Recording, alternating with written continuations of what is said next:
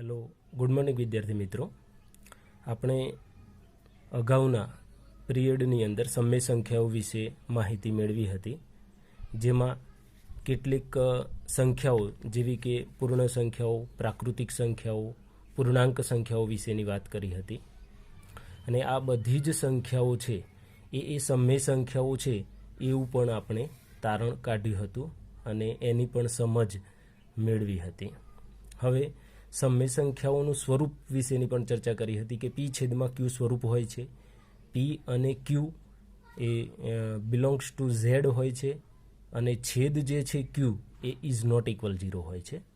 હવે આગળ થોડાક કેટલાક નિયમો છે, એના ગુણધર્મો છે, એની થોડીક ચર્ચા કરીશું. ક્રમનો ગુણધર્મ છે, પછી બીજા નંબરમાં છે જૂથનો ગુણધર્મ. તો ક્રમનો ગુણધર્મ જોઈએ, કોમ્યુટેટિવિટી. તો જોઈએ, અપૂર્ણ જે સંખ્યાઓ છે એ તમામ પૂર્ણ સંખ્યાઓ છે એ સરવાળા અને ગુણાકારમાં ક્રમના ગુણધર્મનું પાલન કરે છે. સરવાળા અને ગુણાકારમાં ક્રમના નિયમનું પાલન કરે છે. અને જે પાલન કરે છે એ જ અગત્યનું છે ને એ જ પ્રકારનો આપણે ક્રમનો ગુણધર્મ જ્યાં પાલન થતું હોય ત્યાં જ વાપરવાનું છે. એટલે સરવાળા અને ગુણાકારમાં જ ક્રમનો નિયમ વાપરશું. જ્યારે આ તમામ પ્રકારની જે સંખ્યાઓ છે તો એ બધી જ એ બાદબાકી અને ભાગાકારમાં ક્રમના ગુણધર્મનું પાલન કરતી નથી, અથવા તો ક્રમના અને ભાગાકારની અંદર ક્રમના ગુણધર્મનું પાલન થતું નથી. એટલે કે બાદબાકી અને ભાગાકારની જે ક્રિયા છે ત્યાં ક્રમનો ગુણધર્મ આપણે વાપરીશું નહીં. બરાબર. તો સમય સંખ્યાઓ એટલે આ બધી સંખ્યાઓ છે. તો સમય સંખ્યાઓના નિયમો આ પ્રમાણે જ થશે. તો સમય સંખ્યાઓની અંદર, કારણ કે આ બધી જ સંખ્યાઓ આવે છે, તો સમય સંખ્યાઓમાં પણ એવું જ થશે કે સમય સંખ્યાઓ છે એની અંદર એમાં પી અપન ક્યુ સ્વરૂપ પણ આવી જાય અને આ તમામ પ્રકારની સંખ્યાઓ આવી જાય છે. તો આ સમય સંખ્યાઓ છે એના ગુણધર્મો પણ આ બંને પ્રકારના છે. એટલે કે સરવાળા ગુણાકારમાં ક્રમના ગુણધર્મનું પાલન કરે છે, જ્યારે બાદબાકી ભાગાકારમાં ક્રમના ગુણધર્મનું પાલન કરતી નથી. હવે આ એક તમારે થોડુંક યાદ રાખવા માટેની જ પદ્ધતિ છે અને ખ્યાલ આવે કે સમય સંખ્યાઓના ગુણધર્મો પણ એક ટાઈપના છે અને સમય સંખ્યાઓ એટલે આ બધી સંખ્યાઓ થાય જ છે, આપણે જાણીએ છીએ. આ એક યાદ રાખવા જેવી બાબત છે, સમજવા જેવી. તો હવે આગળ જોઈએ છીએ કે ખરેખર ક્રમનો ગુણધર્મ જે છે, ક્રમનો ગુણધર્મ એને કઈ રીતે આપણે રિપ્રેઝન્ટ કરી શકીએ છીએ, દર્શાવી શકીએ છીએ. તો ક્રમનો જે ગુણધર્મ છે તેની અંદર આપણે બે સંખ્યાઓ વિચારીએ છીએ. કોઈ પણ બે સમય સંખ્યાઓ લઈએ છીએ, કોઈ પણ બે સમય સંખ્યાઓ. હવે આપણે સમય સંખ્યાઓ વિશે જ ભણીએ છીએ તો સમય સંખ્યાઓ એવો શબ્દ વાપરીશું. તો કોઈ પણ બે સમય સંખ્યાઓ એ અને બી માટે આપણે લઈએ તો એ પ્લસ બી થતું હોય તો એના ઇક્વલ બી પ્લસ એ લખી શકાય છે. એટલે કે એનો ક્રમ ફેરવી શકાય છે. એ પ્લસ બી હોય તો એની જગ્યાએ બી અને બીની જગ્યાએ એ મૂકી શકાય છે. એટલે કે બી પ્લસ એ ઉલટું લખી શકાય છે. આને ક્રમનો ગુણધર્મ કહે છે. એ અને બી તો કોઈ પણ સંખ્યા છે, કેવી પણ સમય, કોઈ પણ સમય સંખ્યા લઈ લો, એ પ્લસ બી કરો is equal to B plus A કરો તો એના જવાબમાં કોઈ ફેર પડવો જોઈએ નહીં. દાખલા તરીકે આપણે ઉદાહરણ લઈ લઈએ કે દાખલા તરીકે એ સંખ્યા છે એ એક 5 છે અને બીજી એક બી સંખ્યા છે એ 2 છે. તો આ 5 અને 2 માટે આપણે વિચારીએ તો સરવાળા માટે જોઈએ છીએ એટલે કે એ પ્લસ બી બરાબર બી પ્લસ એ થશે. એટલે કે 5 વત્તા 2 ઇઝ ઇક્વલ ટુ, આનો ક્રમ ઉલટાવી દઈએ, 2 પહેલાં લખીશું અને પછી 5 લખીશું, એટલે 2 પ્લસ 5. હવે આ જે ભાગ છે 5 પ્લસ 2 તો એનો સરવાળો કેટલો થાય છે? 7. અહીંયા પણ જોઈ લઈએ તો 2 વત્તા 5 કેટલા? તો 7. અહીંયા જે બરાબર છે એની ડાબી બાજુ જવાબ 7 મળે છે, બરાબરની જમણી બાજુએ જવાબ 7 મળે છે. એટલે કે બંનેના જે આન્સર છે, જવાબ છે, સમાન છે. એટલે કે ક્રમના ગુણધર્મનું પાલન થાય છે એવું કહી શકાય. એટલે સરવાળાની કોઈ પણ ક્રિયા હોય તેમાં ક્રમના ગુણધર્મનું પાલન થાય છે, આપણે યાદ રાખવાનું છે. એટલે કે સરવાળો તમે ઉલટા ક્રમમાં લખશો તો જવાબમાં કોઈ ફેર પડતો નથી અને આનો આપણે દાખલાઓની અંદર પણ ઉપયોગ કરવો પડે છે. હવે એ જ રીતે ફરીથી એક ઉદાહરણ આપણે ગુણાકાર માટે લઈએ છીએ, પણ એમાં સંખ્યાઓ એ જ રાખીશું. 5 અને 2 માટે વિચારીએ છીએ. તો ગુણાકાર માટે વિચારીએ તો આ જ જે ક્રમનો ગુણધર્મ છે a પ્લસ બી બરાબર બી પ્લસ એ, તો એને ગુણાકાર સ્વરૂપમાં કેવી રીતે લખાય? તો a ગુણ્યા બી ઇઝ ઇક્વલ ટુ બી ગુણ્યા એ, આ પ્રમાણે લખી શકાય. હવે આપણી એ સંખ્યા કઈ છે? તો એ એટલે 5 અને બી એટલે 2 છે, બરાબર. તો એની જગ્યાએ આપણે 5 લખી દઈએ ગુણ્યા બીની જગ્યાએ 2 લખી દઈએ છીએ. તો આને ફરીથી પાછું રિવર્સમાં, એટલે કે 2 પ્રથમ લખીશું અને પછી 5, એટલે કે બી એટલે 2 અને એ એટલે 5. હવે આ બંનેનો મલ્ટિપ્લિકેશન એટલે કે ગુણાકાર કરીશું. તો ગુણાકાર કરીશું તો 5 દુના 10 મળશે. એ જ રીતે અહીંયા 2 ગુણ્યા 5 તો 2 પંચા 10 મળશે. તો આનો જે આન્સર મળે છે, આનો જે જવાબ મળે છે એ પણ 10 મળે છે, આનો જવાબ મળે છે એ પણ 10 મળે છે. એટલે કે બંનેના જવાબ સરખા મળે છે. ઇક્વલની બંને બાજુની જે વેલ્યુ છે, કિંમત છે, સરખી મળે છે. એનો મતલબ એ છે કે ગુણાકારની કોઈ પણ ક્રિયા માટે સમય સંખ્યા કોઈ પણ હોય તો ક્રમના ગુણધર્મોનું પાલન કરે છે. આ એક અગત્યનો વાત થઈ. સરવાળા અને ગુણાકારમાં ક્રમના ગુણધર્મનું પાલન થાય છે એ બાબત છે. હવે આપણે એક બીજું ઉદાહરણ લઈએ છીએ કે બાદબાકી માટે. તો દાખલા તરીકે કોઈ પ્રથમ સંખ્યા આપણે 10 લઈએ, બીજી એક સંખ્યા આપણે 2 લઈએ છીએ, 10 અને 2 માટે.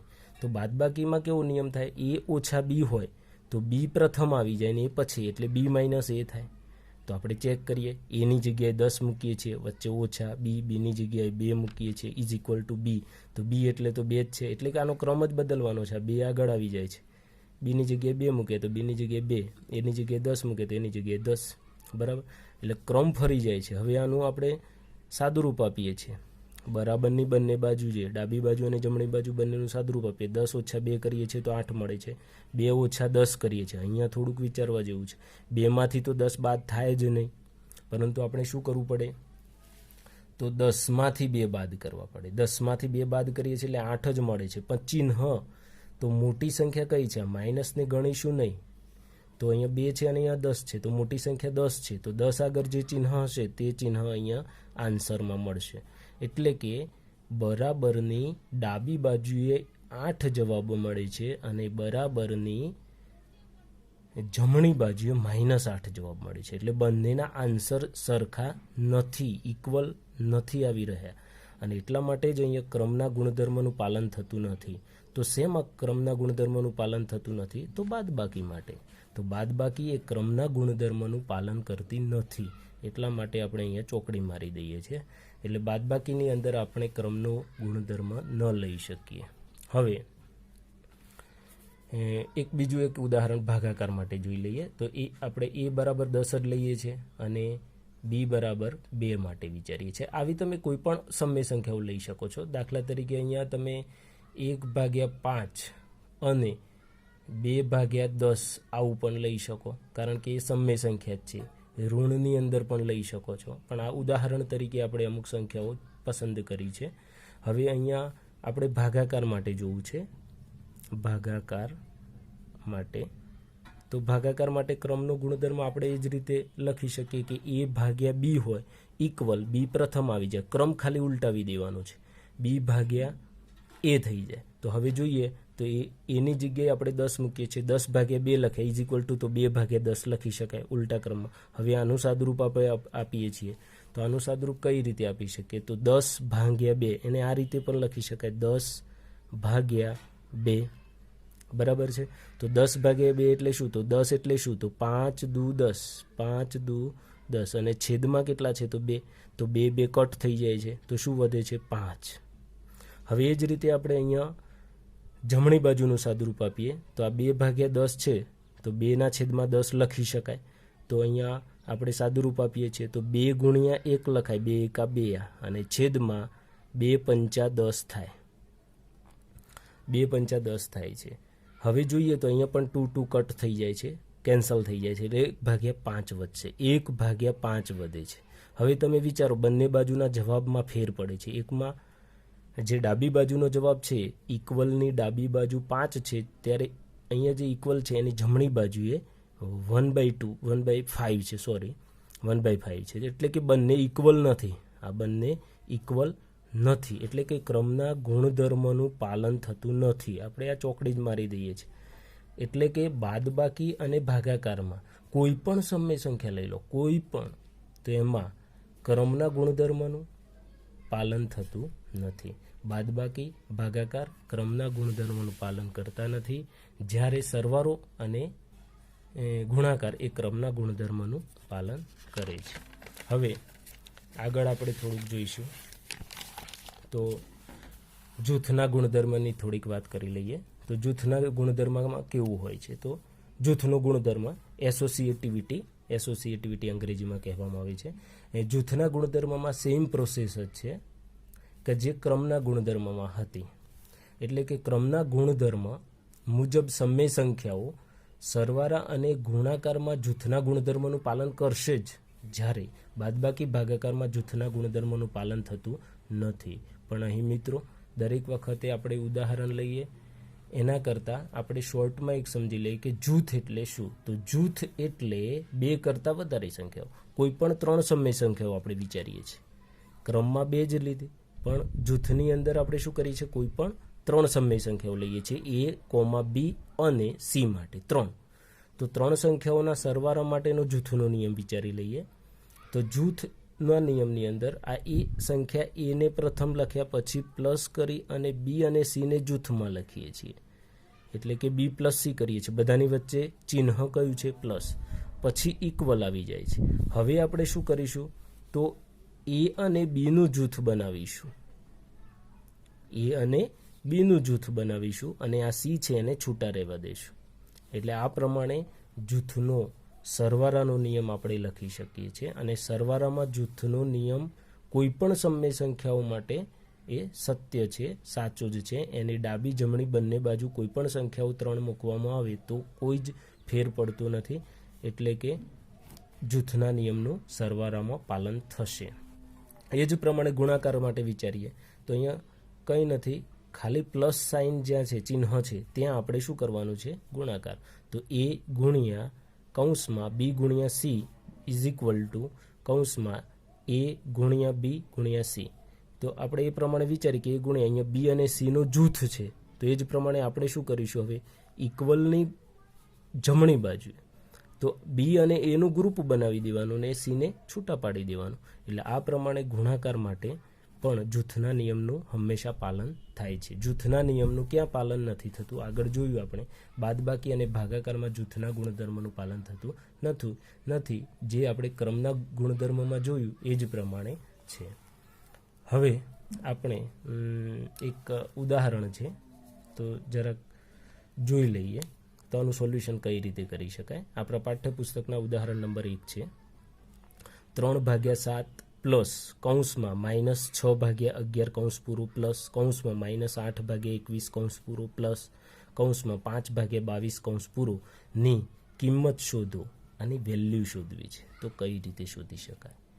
આમાં ઘણી વખત આપણે 22 છેદની અંદર શું શું છે?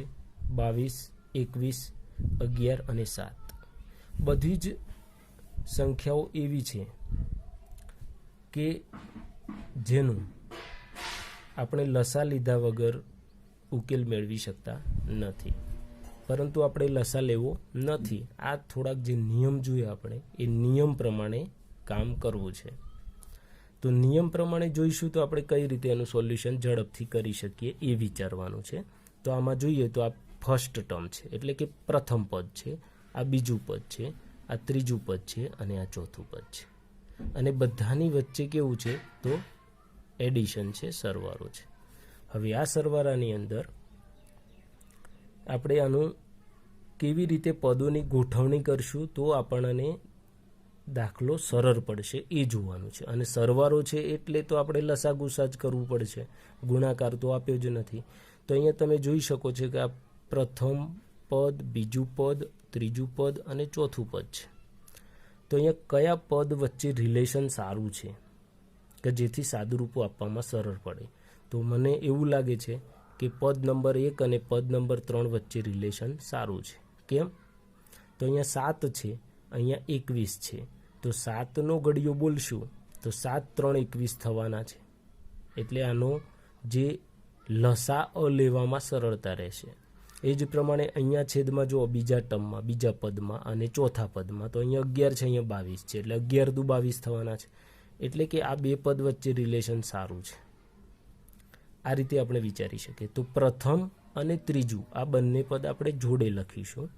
3/7 પ્લસ કૌંસમાં -8/21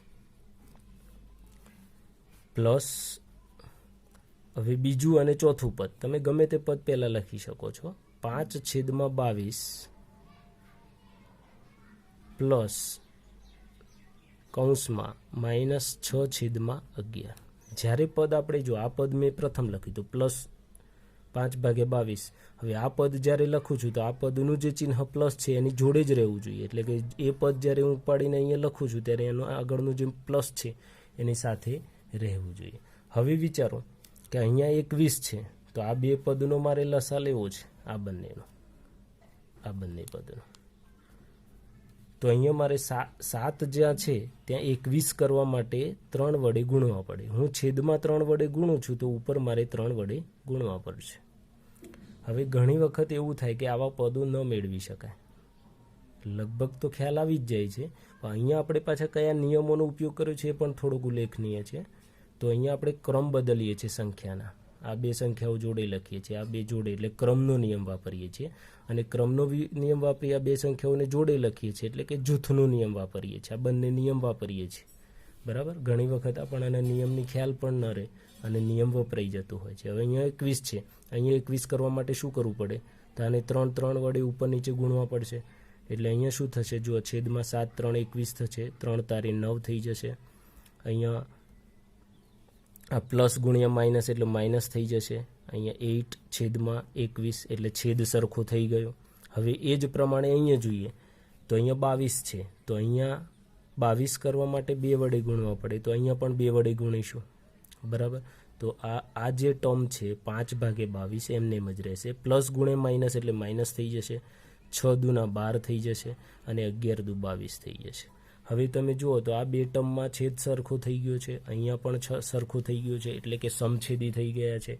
તો હવે તમે છેદની અંદર 21 એક જ વાર લખી અને ઉપર જે છે તેમ બાદ બાકી કરી શકો છો. એ જ પ્રમાણે આ બાજુના પદમાં 22 એમને મૂકીશું અને 5 ઓછા 12 કરી દઈશું. હવે 9માંથી 8 બાદ થાય છે તો 1/21 પ્લસ 5માંથી 12 તો નહીં બાદ થાય, તો 12માંથી 5 બાદ કરીશું. 12 હોય એમાંથી તમે 5 બાદ કરી દેશો એટલે 7 વધશે, પણ કેવા? તો -7/22. માઇનસ કેમ? તો 12 મોટી સંખ્યા છે તો એના આગળનું આપણે ચિહ્ન લખવું પડે છે. એટલે હવે અહીંયા 1/21 છે અને -7/22 છે. તો શું કરીશું? તો હવે આપણે કમ્પ્લીટલી આ બંનેનો લસા જ લેવો પડે. તો 21 અને 22 આ બંનેનો લસા તેના ગુણાકાર જેટલો થશે, એટલે કે 22 ગુણ્યા 21. તો 0 2 2 4 2 2 4 1 2 2 અને 1 2 2. તો આ 2 4 ને 2 6 4 462 લસા આવે. હવે આપણે લસા લઈશું. તો આગળ જોઈએ, અહીંયા જ આપણે સોલ્વ કરી દઈએ છીએ, હવે બહુ સમય નહીં થાય. તો જોઈએ કે 1/21 પ્લસ -7/22 છે. હવે અહીંયા 21 છે તો 21ને કેટલા વડે ગુણું તો 462 થાય, તો 22 વડે. તો મારે ઉપર પણ 22 વડે ગુણવા. ઓપોઝિટ સંખ્યા 21 તો અહીંયા ઉપર 22, એ રીતે અહીંયા પણ ગુણવી પડે. એટલે કે અહીંયા 22 છે તો અહીંયા 21 વડે ગુણવા પડે, 21 વડે. તો અહીંયા 22 1 22 થશે અને આ બંનેનો ગુણાકાર તો હવે તમને ખ્યાલ આવી જાય કે 22 ગુણ્યા 21 એટલે 462 થઈ જાય. નીચે પણ એવું જ થશે, 462. હવે 21 ગુણ્યા 7 કરવા પડશે, તો 7 1 7 અને 7 2 14. એટલે -147 આવશે. હવે છેદ પાછો જુઓ બંનેમાં કેવો થઈ ગયો સરખો, તો 462 એક જ વાર લખીશું અને 22 ઓછા 147. હવે 147 માંથી આપણે 22 બાદ કરવા પડશે, તો 147 એમાંથી આ 22 બાદ કરીએ છીએ તો અહીંયા 5, 4માંથી 2 ગયા એટલે 2 અને અહીંયા 1 એટલે 125 વધશે. પણ કેવા મોટી સંખ્યા આગળનું ચિહ્ન હતું -125 અને છેદમાં 462. આ રીતે આપણે આનું સોલ્યુશન મેળવી શકીએ છીએ. ઓકે મિત્રો, આમાં તમને પૂરેપૂરી ખ્યાલ આવ્યો હશે. Thank you.